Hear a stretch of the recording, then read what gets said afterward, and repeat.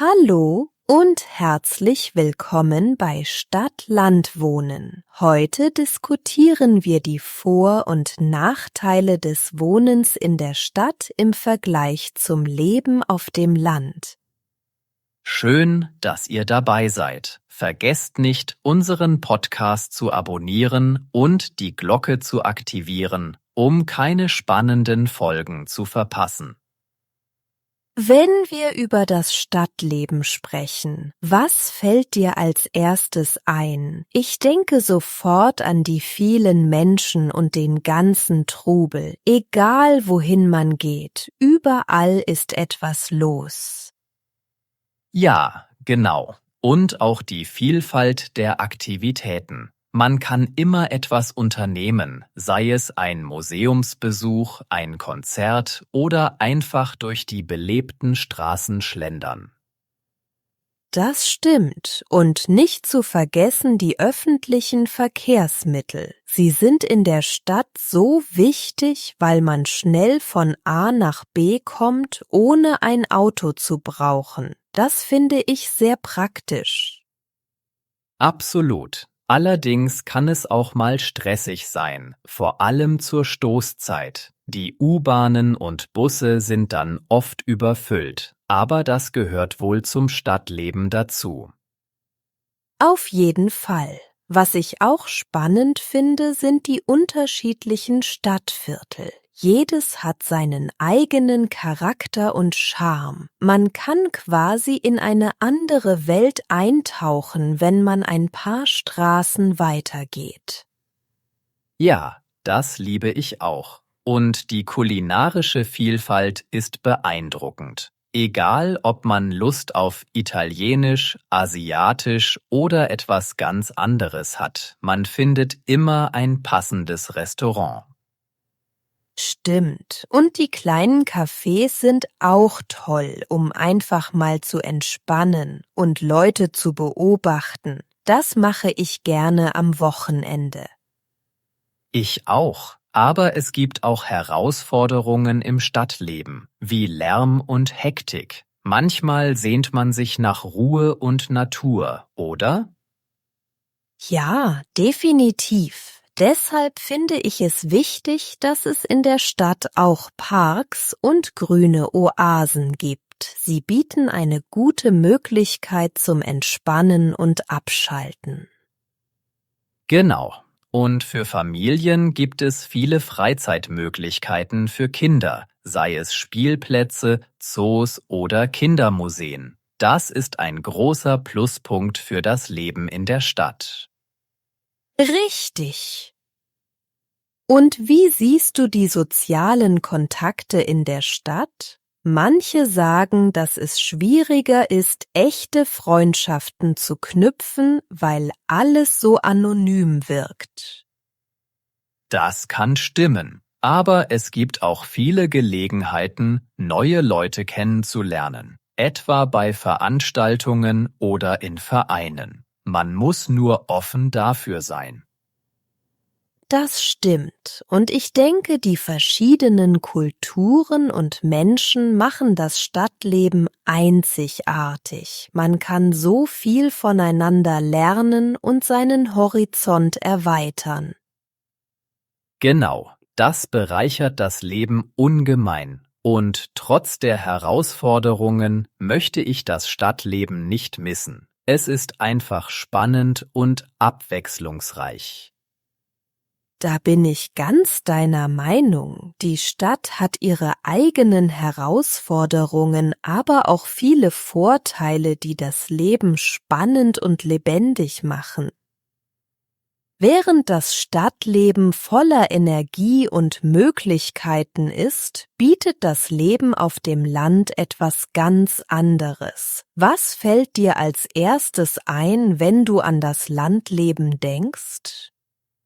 Für mich ist es die Ruhe und die Natur. Man hat oft weite Felder und dichte Wälder direkt vor der Haustür. Es ist ein ganz anderes Lebensgefühl, viel entspannter und entschleunigt. Ja, das stimmt. Auch der persönliche Raum ist oft größer. Man hat meist mehr Platz um das Haus herum, vielleicht sogar einen Garten, wo man Gemüse oder Blumen pflanzen kann. Genau. Und die frische Luft ist einfach herrlich. Kein ständiger Verkehrslärm, sondern das Zwitschern der Vögel und das Rauschen der Bäume. Das tut der Seele gut. Und nicht zu vergessen die Gemeinschaft. Auf dem Land kennt man oft seine Nachbarn besser und hilft sich gegenseitig. Diese Verbundenheit finde ich sehr wertvoll. Ja, das ist ein großer Pluspunkt. Man grüßt sich auf der Straße und es gibt oft Dorffeste oder Märkte, wo man sich trifft und austauschen kann. Das fördert den Zusammenhalt.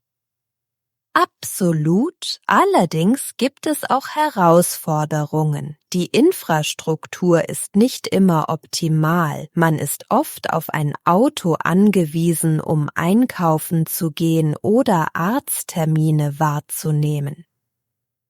Das stimmt. Auch die Auswahl an Freizeitmöglichkeiten ist begrenzter. Es gibt weniger Kinos, Theater oder Restaurants. Man muss manchmal kreativ werden, um sich zu beschäftigen. Ja, aber dafür gibt es andere Möglichkeiten. Wandern, Radfahren oder einfach nur Spaziergänge in der Natur können sehr erholsam sein und bieten eine schöne Abwechslung. Auf jeden Fall. Und für Kinder ist das Landleben oft ideal. Sie können draußen spielen, Tiere erleben und in einer sicheren Umgebung aufwachsen. Das ist viel wert. Die Verbundenheit zur Natur und die Freiheit für Kinder sind wirklich Vorteile. Aber wie sieht es mit der Arbeit aus? Viele müssen pendeln, um in der Stadt zu arbeiten. Ja, Pendeln ist ein Thema, aber mit Homeoffice-Möglichkeiten wird das etwas leichter. Und manche finden auch Arbeit in der Region, etwa in der Landwirtschaft oder lokalen Betrieben. Das stimmt. Und ich denke, die Lebenshaltungskosten sind oft niedriger als in der Stadt. Das kann ein großer Vorteil sein, vor allem für junge Familien oder Rentner. Ja, das macht das Leben auf dem Land oft attraktiver. Trotz der Herausforderungen gibt es viele Gründe, warum sich Menschen für das Landleben entscheiden. Es hat seinen ganz eigenen Charme. Genau, es ist eine andere Art von Reichtum, den man dort findet, der nicht materiell, sondern eher emotional und natürlich ist. Das kann sehr erfüllend sein. Wenn ihr an das Landleben denkt, welches Erlebnis oder welche Eigenschaft findet ihr am attraktivsten im Vergleich zum Stadtleben? Wenn wir das Stadt- und Landleben vergleichen, sehen wir, dass beide ihre Vor- und Nachteile haben. Was denkst du, wo liegen die größten Unterschiede? Ich glaube, die größte Differenz liegt im Lebensstil. In der Stadt ist alles schnelllebig und dynamisch, während das Landleben ruhiger und mehr auf Naturerlebnisse fokussiert ist. Ja, und diese Unterschiede beeinflussen auch die Lebensqualität. In der Stadt haben wir besseren Zugang zu Bildung, Kultur und Gesundheitseinrichtungen. Das kann sehr wichtig sein. Absolut. Auf dem Land hingegen sind die Lebenshaltungskosten oft niedriger. Man kann sich mehr Platz leisten und oft ein größeres Haus oder sogar ein eigenes Grundstück haben. Das stimmt, aber die Anbindung an öffentliche Verkehrsmittel ist in der Stadt meist besser. Man kann schneller und einfacher von A nach B kommen, was den Alltag erleichtert. Richtig, das ist ein Vorteil der Stadt. Doch auf dem Land hat man oft die Möglichkeit, sich stärker mit der Natur zu verbinden und eine gesündere Umgebung zu genießen. Das ist ein guter Punkt. Allerdings kann die Isolation auf dem Land für manche ein Nachteil sein, besonders wenn soziale Kontakte oder Freizeitangebote fehlen. Ja, das kann sein, aber dafür gibt es auf dem Land oft eine engere Gemeinschaft. Man kennt sich besser, was den sozialen Zusammenhalt stärken kann. Interessant ist auch, wie sich Arbeit auf beide Lebensräume auswirkt. In der Stadt sind die Jobmöglichkeiten vielfältiger, aber das kann auch mehr Stress mit sich bringen. Stimmt. Und das Pendeln spielt eine große Rolle. Auf dem Land kann es eine Herausforderung sein, aber mit Homeoffice-Angeboten wird das zunehmend ausgeglichen. Genau, die digitale Vernetzung hat da vieles vereinfacht. Trotzdem bleibt die Frage, was einem wichtiger ist, der Komfort der Stadt oder die Ruhe des Landes. Beides hat seinen Reiz. Es hängt von den persönlichen Prioritäten ab. Manche schätzen den Trubel der Stadt, andere die Entspannung auf dem Land. Und was denkst du, könnte in Zukunft die Entscheidung beeinflussen, ob man in die Stadt zieht oder auf dem Land bleibt? Ich denke, ökologische Überlegungen könnten wichtiger werden. Mit dem Klimawandel werden nachhaltige Lebensweisen und der Zugang zur Natur immer bedeutender. Das ist ein guter Punkt. Es bleibt spannend zu sehen, wie sich die Lebensräume weiterentwickeln und welche Rolle sie für unterschiedliche Lebensstile spielen werden. Ja, und vielleicht finden wir irgendwann die perfekte Balance zwischen Stadt und Land, die den Bedürfnissen vieler Menschen gerecht wird.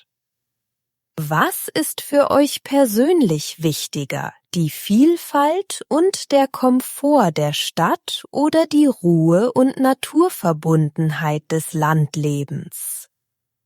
Nachdem wir die Vor- und Nachteile von Stadt und Land besprochen haben, interessiert mich, wie man seine eigenen Wohnvorlieben formuliert. Welche Kriterien sind für dich wichtig?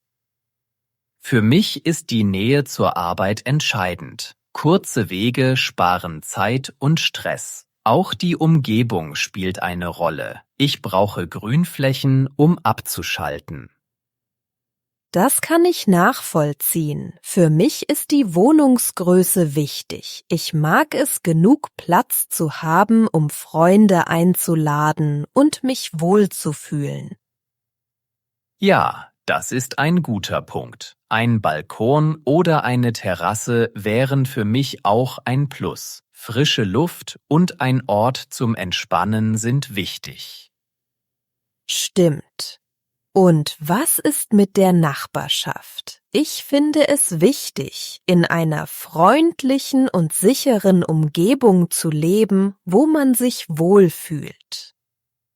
Auf jeden Fall. Eine gute Nachbarschaft kann das Lebensgefühl stark beeinflussen. Ich schätze es, wenn man sich gegenseitig hilft und respektiert. Wie sieht es mit der Infrastruktur aus? Für mich sind gute Einkaufsmöglichkeiten und eine schnelle Internetverbindung unerlässlich. Da stimme ich dir zu. Alles in der Nähe zu haben, vereinfacht den Alltag enorm. Eine gute Internetverbindung ist heute fast unverzichtbar, egal wo man lebt. Absolut. Ein weiterer Faktor ist für mich die kulturelle Vielfalt. Ich mag es, wenn es verschiedene Restaurants, Cafés und kulturelle Angebote gibt. Das bereichert das Leben ungemein. Man kann neue Dinge ausprobieren und sich inspirieren lassen. aber es sollte auch genug Ruheplätze geben. Ja, ein Gleichgewicht ist wichtig. Wie sieht es mit der Anbindung an öffentliche Verkehrsmittel aus? Ist das für dich ein entscheidendes Kriterium? Definitiv. Eine gute Anbindung erleichtert das Leben, besonders wenn man kein Auto hat oder umweltbewusst leben möchte. Genau. Und die Kosten spielen natürlich auch eine Rolle. Die Miete muss bezahlbar sein, ohne dass man auf andere Dinge verzichten muss. Das ist oft eine Herausforderung, besonders in Städten. Man muss Prioritäten setzen und Kompromisse eingehen, um das Beste aus beiden Welten zu bekommen. Wie gehst du bei der Suche nach einer neuen Wohnung vor? Gibt es bestimmte Schritte, die du immer befolgst? Ich mache zuerst eine Liste mit meinen wichtigsten Kriterien und schaue mir dann verschiedene Angebote an. Besichtigungen helfen, das Gefühl für die Umgebung zu bekommen. Das ist eine gute Strategie. Ich finde es auch hilfreich, mit Menschen zu sprechen, die bereits in der Gegend wohnen, um ihre Erfahrungen zu hören. Ja, das kann wertvolle Einblicke geben und helfen, die richtige Entscheidung zu treffen. Am Ende zählt, wo man sich am wohlsten fühlt. Das war's für heute. Vielen Dank, dass ihr unseren Podcast gehört habt. Wir hoffen, ihr habt einige hilfreiche Tipps zu Wohnvorlieben mitgenommen. Schreibt uns doch in die Kommentare, was für euch bei der Wohnungssuche wichtig ist. Vergesst nicht, unseren Podcast zu abonnieren und die Glocke zu aktivieren, damit ihr keine Folge verpasst. Wenn euch die Episode gefallen hat, gebt uns einen Daumen hoch. Bis zum nächsten Mal. Bleibt neugierig und offen für Neues. Die Lebensqualität. Die Lebensqualität in der Stadt wird oft durch Kultur und Bildung geprägt. Auf dem Land kann die Lebensqualität durch die Nähe zur Natur steigen. Die Lebenshaltungskosten. Die Lebenshaltungskosten sind auf dem Land häufig niedriger. Niedrigere Lebenshaltungskosten ermöglichen mehr finanziellen Spielraum. Die Infrastruktur. Eine gute Infrastruktur bietet Einkaufsmöglichkeiten und Verkehrsmittel. Die Infrastruktur ist wichtig für einen reibungslosen Alltag. Der Lebensstil. Der Lebensstil in der Stadt ist oft schnell und dynamisch. Auf dem Land wirkt der Lebensstil meist ruhiger. Die Anbindung. Die Anbindung an öffentliche Verkehrsmittel ist in Städten besser. Eine gute Anbindung erleichtert das Pendeln.